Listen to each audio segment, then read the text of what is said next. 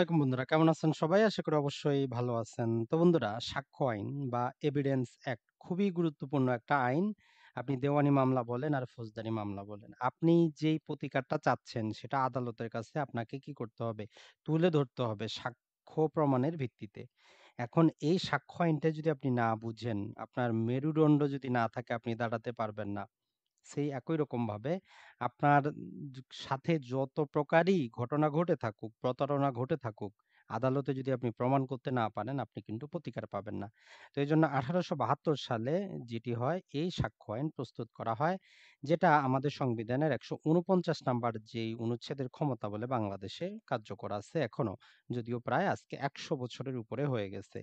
তবে এই যে সাক্ষ্য আইনটা, এটা যখনই আমরা পড়তে যাই, এই সাক্ষ্য আইনের পড়ার ক্ষেত্রে আমরা যেটি করি সেটা হচ্ছে ১ম থেকে যখন পড়া শুরু করি আমরা কিন্তু বুঝতে পারি না। তো আজকে ভিডিওটি তৈরি করার মেইন উদ্দেশ্যটা হচ্ছে এই আইনটার একটা ওভারভিউ দেওয়া, যে আসলে আপনারা সাক্ষ্য আইনটা কিভাবে পড়বেন?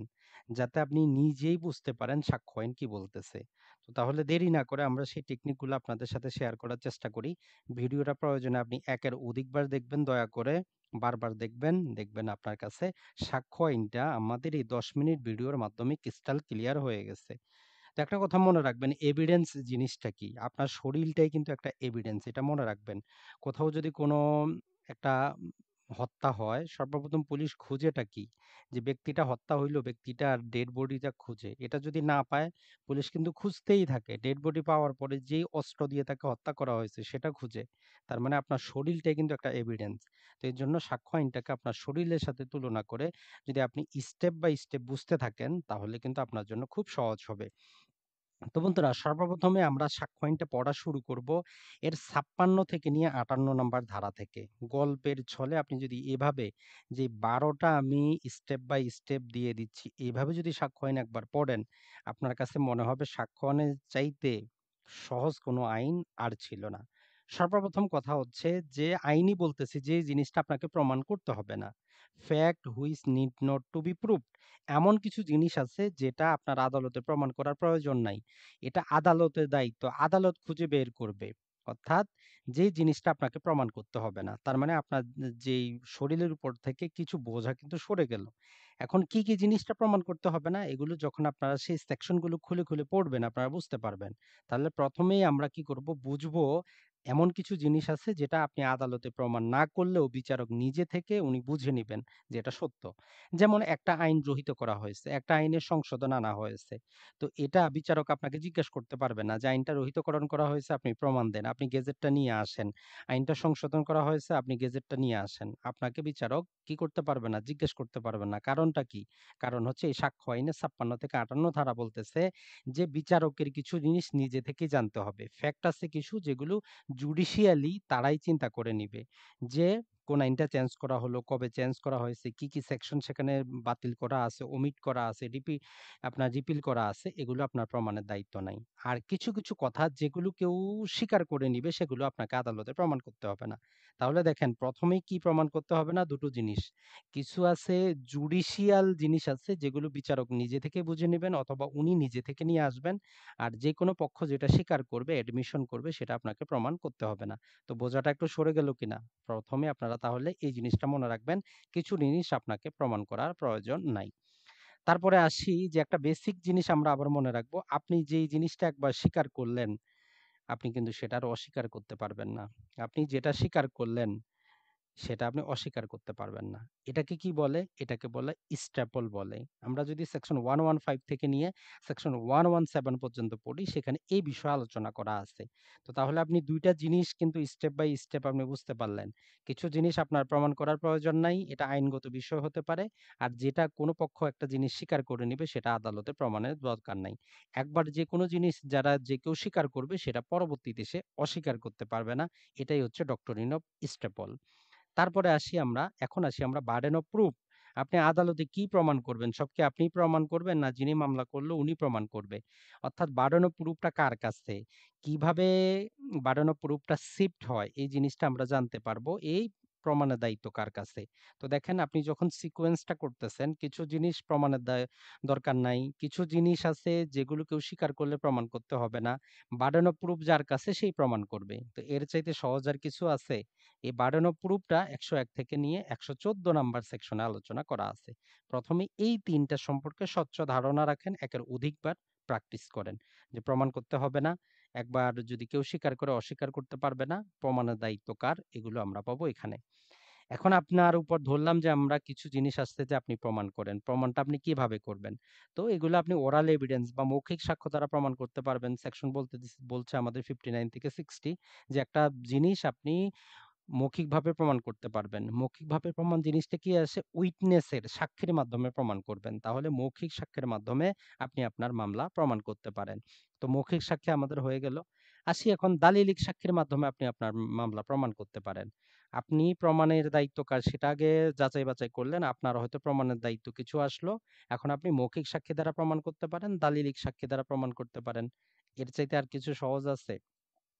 এখন আপনি যে এই মৌখিক সাক্ষী, দালিলিক সাক্ষী এগুলো যে আদালতে উপস্থাপন করবেন, আপনি কি যেকোনো পাগলকে যে কিছু বোঝে না, হাবাগোবা আছে, নাবালক, কথা বলতে পারে না, এদেরকেও কি সাক্ষ্যটা আদালতে দিতে পারবেন? বিচারক কি গ্রহণ করবে? এ সম্পর্কে আপনি কোথায় জানবেন? যেকোনো একটা দলিলের ফটোকপি দিয়ে দিলে কি আদালত নিবে? কোনটা প্রাইমারি এভিডেন্স, কোনটা সেকেন্ডারি এভিডেন্স, কোনটা পাবলিক ডকুমেন্ট, কোনটা প্রাইভেট ডকুমেন্ট? এই বিষয়ে সামান্য একটু জ্ঞান রাখলেই আপনার কি হবে? এই যে সাক্ষী এবং যে দালিলিক সাক্ষ্য সম্পর্কে আমাদের যে জ্ঞানটা, সাক্ষী সম্পর্কে আমরা ১১৮ থেকে ১৩৪ এ পড়বো। আর দালিলিক যে সাক্ষ্য সম্পর্কে আমরা যেটি করব ৫৯ থেকে ৬০ নাম্বারে আমরা বুঝতে পারবো যে দালিলিক সাক্ষ্য জিনিসটা কি? অর্থাৎ ডকুমেন্টারি এভিডেন্স জিনিসটা কি? যে ডকুমেন্টারি এভিডেন্স জিনিসটা আমরা সরি এখানে আমাদের সেকশনটা জাস্ট একটু এখানে ভুল করা আছে। আমরা যখনই ডকুমেন্টারি এভিডেন্স যাব, এটা আমরা কোথায় পাবো? আমরা ৬০ থেকে নিয়ে ৯০ নাম্বার সেকশনে আমরা পাবো আমাদের এই দালিলিক সাক্ষ্য সম্পর্কে সেখানে আলোচনা করা আছে। তাহলে ১ম থেকে সিকোয়েন্স করেন। কিছু জিনিস প্রমাণের দায়িত্ব নাই। একবার কেউ স্বীকার করলো প্রমাণের দায়িত্ব নাই। আপনি কোন জিনিসটা প্রমাণ করবেন? বার্ডেন অফ প্রুফ আপনার কাছে কিছুটা আসলো। এখন সেটা আপনি মৌখিক সাক্ষীর মাধ্যমে প্রমাণ করতে পারেন, দালিলিক সাক্ষীর মাধ্যমে প্রমাণ করতে পারেন। এখন এই মৌখিক সাক্ষী যেকোনো সাক্ষী কি আপনার দিলে হবে? না যারা বয়স কম, না মহিলা এদের সম্পর্কে কিছু এক্সেপশন দেওয়া আছে কিনা? এগুলো আমরা জানবো কোথায়? ১১৮ থেকে ১৩৪ নাম্বারে। যে সাক্ষী সম্পর্কে আপনার জ্ঞানটা রাখতে হবে। দালিলিক সাক্ষ্য সম্পর্কে আমরা জ্ঞান রাখবো কোথায়? আমাদের ৬০ থেকে আমরা ৯১ নাম্বারে যে সেকশন ৯০ নাম্বার সেকশনে আমরা দেখব দালিলিক সাক্ষ্য কোনটা প্রাইভেট, কোনটা পাবলিক, কোনটা প্রাইমারি, কোনটা সেকেন্ডারি। তো এখন আসি আমরা, আপনি সবকিছু দিয়ে দিলেন। বিচারক কি কোনো কিছু দেখবে না? আপনি যেটাই বলবেন সেটাই গ্রহণ করবে? তো সাক্ষ্য গ্রহণ সম্পর্কে ১৩৫ থেকে ১৬৬ নাম্বারে বিচারকের এখতিয়ার আছে যে উনি কোন এভিডেন্সটা গ্রহণ করবেন, কোনটা করবেন না। আপনাকে কতটা প্রশ্ন করতে পারবেন, উনি যতক্ষণ পর্যন্ত সন্তুষ্ট না হন, যত প্রকারের প্রশ্ন উনি করতে পারবেন। তার মানে আমরা কি দেখলাম? সাক্ষ্য গ্রহণ সম্পর্কে আমরা ১৩৫ থেকে নিয়ে ১৬৬ র মধ্যে জানতে পারবো। তো এখন এই জিনিসগুলোর পরে এখন আসি, আপনি বিচারকের কাছে কি জিনিসটা তুলে ধরবেন? সাক্ষী কি কথাটা বলবে? দলিলে কি প্রমাণ করবেন? সেটা করবেন। যে বিষয়টা নিয়ে মামলা চলতেছে, ঘটনার প্রাসঙ্গিকতা যেটা আছে ১ম এই ৫ থেকে নিয়ে ৫৫ এইটার সাথে এটা কিভাবে জড়িত?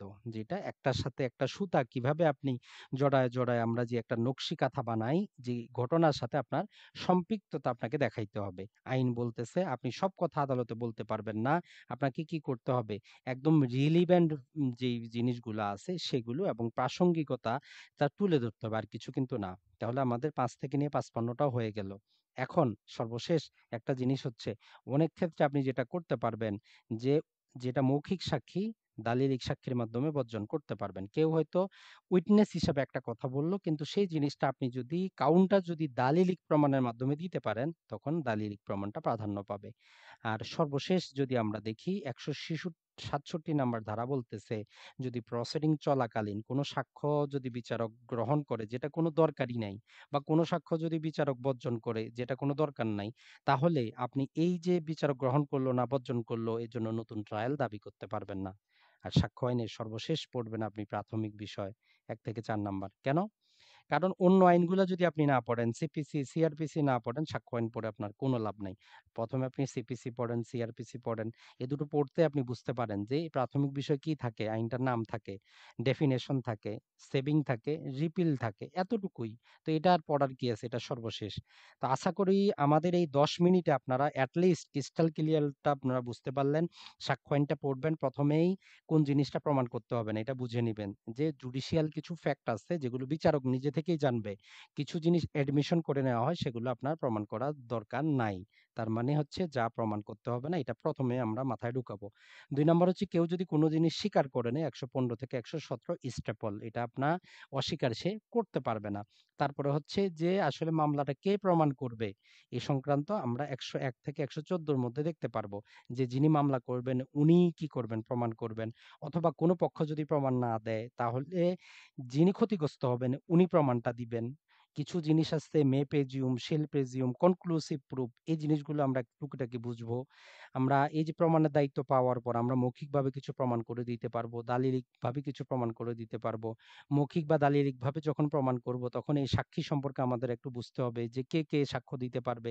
দালিলিক কোন সাক্ষ্যটা প্রাইমারি, কোনটা সেকেন্ডারি, কোনটা পাবলিক, কোনটা হচ্ছে আমাদের প্রাইভেট। আর এই সাক্ষ্য গ্রহণ সম্পর্কে বিচারকের কি নিজস্ব অধিকার থাকে। বিচারক কোন সাক্ষীটা গ্রহণ করবে, কতবার প্রশ্ন করবে, কি প্রশ্ন করবে, এই আনুষঙ্গিক সবকিছু তার ক্ষমতা আছে। আর একটা হচ্ছে যে দালিলিক সাক্ষ্য দ্বারা মৌখিক সাক্ষ্য আমরা বর্জন করাতে পারবো। আর সাক্ষ্য গ্রহণ বা বর্জন নিয়ে যদি আপনার আপত্তি থাকে তাতে নতুন করে বিচারের কোনো সুযোগ নাই। সর্বশেষ পড়বো আমরা প্রাথমিক বিষয়। বুঝতে পারছেন? ১০ মিনিট ক্লিয়ার? তারপরেও যারা বলবেন যে ভাই আমরা একটু কি করতে চাই? বেয়ার অ্যাক্টে যেভাবে আছে সেভাবে একটু জানতে চাই। বেয়ার অ্যাক্টে সাক্ষ্য আইনটাকে ৩ টা পার্টে বিভক্ত করা আছে। Part 1, part 2, part 3। যেমন হচ্ছে আমাদের এই যে মাথা থেকে আমাদের গলা থেকে উপর পর্যন্ত এটা পার্ট 1, ডান চোখ, বাম চোখ দুটো ভাবে কিন্তু বিভক্ত আছে। তো চ্যাপ্টার 1 ও কি আছে? চ্যাপ্টার 1, পার্ট 1, চ্যাপ্টার 1 এবং চ্যাপ্টার 2 এ বিভক্ত।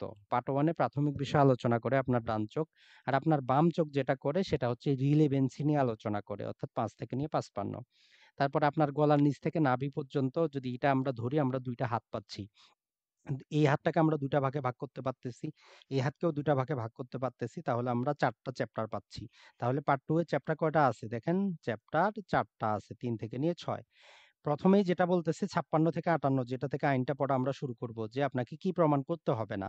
তারপরে ৫৯ থেকে ৬০ মৌখিক সাক্ষী, ৬১ থেকে ৯০ দালিলিক সাক্ষী আর হচ্ছে যে ৯১ থেকে ১০০ সেটা হচ্ছে যে মৌখিক সাক্ষ্যটা আপনি দালিলিক সাক্ষ্যের মাধ্যমে বর্জন করতে পারবেন। আর পার্ট ৩ আমাদের নাভির নিচে থেকে পা পর্যন্ত অর্থাৎ আমাদের ২ টা পাকে আমরা ভাঁজ করতে পারি, হাতের মতো নিতে পারি। সেখানে আমরা ৪ টা আর ২ পায়ের উপর আমরা দাঁড়িয়ে আছি একটা। ৫ টা আপনারা চ্যাপ্টার পাবেন। ১০১ থেকে ১১৪ প্রমাণের দায়িত্ব কার? ১১৫ থেকে ১১৭ এস্টপল বা প্রতিবন্ধকতা। আর যে চ্যাপ্টার ৯ বলতেছে আমাদের সাক্ষী বিষয়ক। আর চ্যাপ্টার ১০ বলতেছে সাক্ষ্য গ্রহণ বিষয়। চ্যাপ্টার ১১ বলতেছে নতুন বর্জন সাক্ষ্য গ্রহণ বা বর্জন সংক্রান্ত বিষয়। আর আমরা এখান থেকে যে জিনিসটা আমরা আলাদা করে জানবো প্রাইমারি এভিডেন্স কোনটা হয়, সেকেন্ডারি এভিডেন্স কোনটা হয়, ওরাল এভিডেন্স, ডকুমেন্টারি এভিডেন্স, অস আমাদের অস্কার, circumstantial evidence, private document, public document, স্ট্যাপল এই জিনিসগুলো পৃথক করে একটু যদি আমরা বুঝি সাক্ষ্য আইনে আপনি কিন্তু অ্যাট লিস্ট আমি মনে করি আপনি যদি না বুঝতেন এই ভিডিও দেখার পর সাক্ষ্য আইন সম্পর্কে আপনার ক্রিস্টাল ক্লিয়ার ধারণা থাকা প্রয়োজন।